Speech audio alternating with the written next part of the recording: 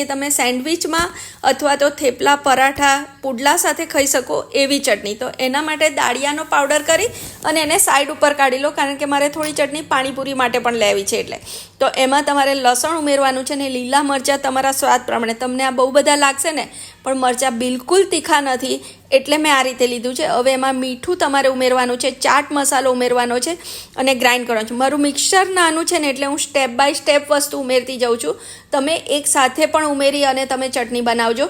હવે એમાં ધાણા સાથે તમારે ડંડી લેવાની. જેટલા ધાણા લો ને એનાથી અડધો તમારે ફુદીનો ઉમેરવાનો છે, 2 લીંબુનો રસ ઉમેરવાનો છે. એને થોડું ગ્રાઇન્ડ કરો, મારા મિક્સરમાં જગ્યા નથી એટલે. પછી એની ઉપર આઈસ ક્યુબ ઉમેરવાના છે અને એને ગ્રાઇન્ડ કરી લો. હવે જે આપણે દાળિયાનો પાવડર કર્યો હતો ને એ પાવડર અંદર ઉમેરવાનો, ફરી ગ્રાઇન્ડ કરવાનું. અને છેલ્લે તમારે એક વસ્તુ ખાસ ધ્યાન રાખવાની, ચટણીની સ્મૂથનેસ માટે તમારે આમાં 1 ટેબલસ્પૂન જેટલું આવું તેલ ઉમેરી દેવાનું. તેલથી તમારી ચટણી કલર પણ સરસ રહેશે, કાળી પણ નહીં પડે અને પ્લસ એકદમ સ્મૂથ ચટણી રહેશે. હવે આપણે આમાં જે આઈસ મોલ્ડ હોય ને એમાં સ્ટોર કરીશું.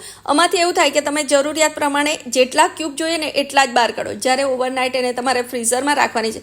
પ્લાસ્ટિક ઢાંકવાનું એટલે ચટણી કાળી ના પડી જાય. બસ બીજે દિવસે સવારે આવી રીતે ક્યુબ કાઢી લઈ અને તમારે એને ઝીપલોક બેગમાં પેક કરવાની. 15 દિવસ સુધી તમારી ચટણી એવી ને એવી બહુ જ સરસ રહેશે.